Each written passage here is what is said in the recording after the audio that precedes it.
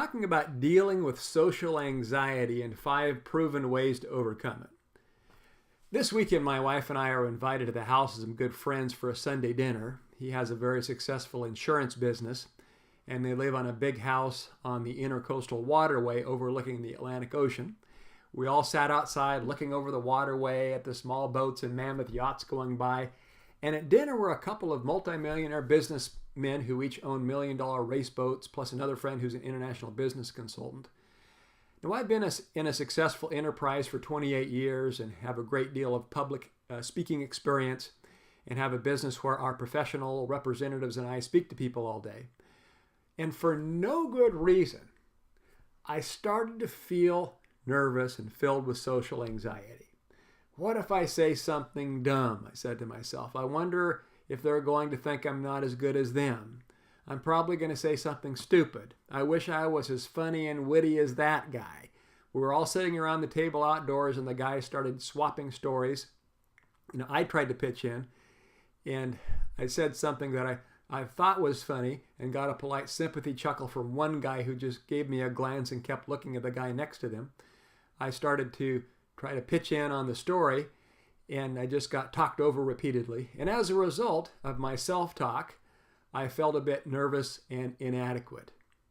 So without social confidence, the world is a bleak and unforgiving place. Everything is a chance to screw up, to feel stupid, to turn red from judgment.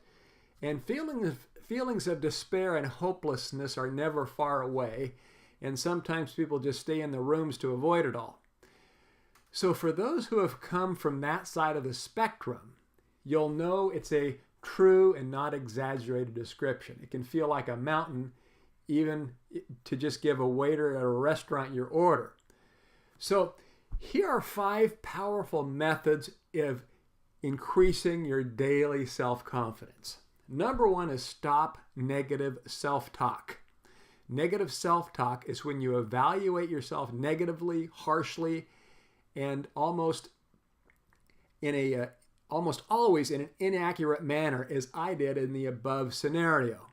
It focuses on the emotional power of a negative occurrence and turns it into a judgment of your value as a human being instead of what it was. It was just one occurrence.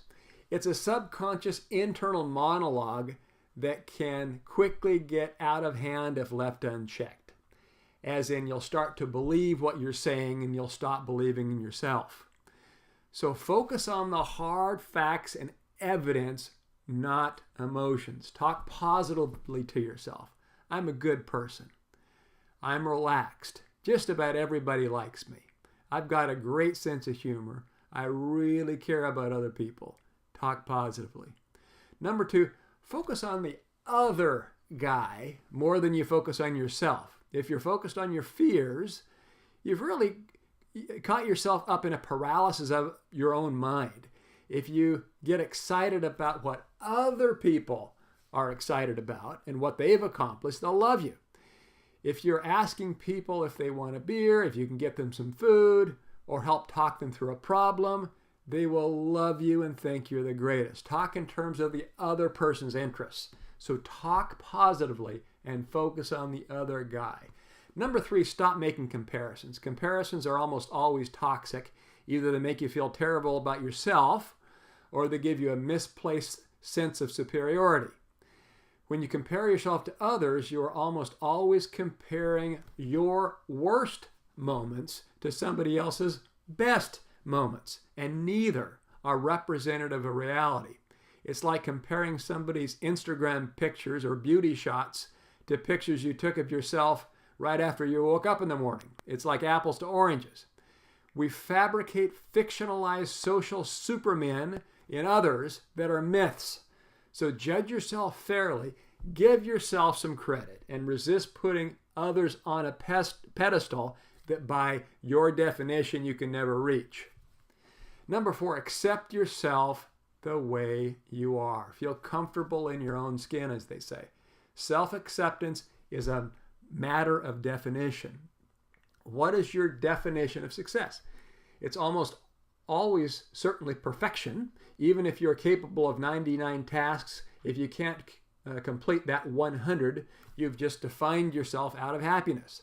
It's reminiscent of a female who refuses to believe that she's thin, even though she's average height and only weighs 100 pounds. A lack of self-acceptance is almost always about the fear of not being accepted by others. But others will never expect perfection out of you or even want it, because seeing perfection in you will make them feel uneasy and self-conscious. Number 5, practice and expand your comfort zone. Confidence is at the root of just knowledge and belief that everything will be okay, that you can handle no matter what the situation. We don't have all the answers, but we feel flexible and adaptable enough to be comfortable. We all have areas in our lives that we feel like that, don't we? Whether it's in front of a piano or reciting facts about a comic book character, we all have comfort zones in which we have confidence.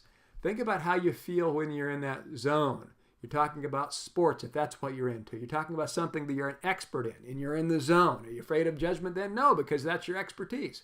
So what's the worst thing that will happen in another situation? Awkwardness, and that's really not a big deal. Would it really bother you? No, because you know yourself and you know your boundaries and you know that it's okay. A gold medal winner doesn't show up to an Olympic running competition after a year of sitting on the couch and eating potato chips. They spend years of training their hearts out, so get practice. It's that same situation with social situations. Put yourself out there and work your social muscle every week so you can overcome your social anxiety, and you can. So talk positively. Focus on the other guy. Don't compare yourself with others. Accept yourself the way you are, and practice, practice, practice.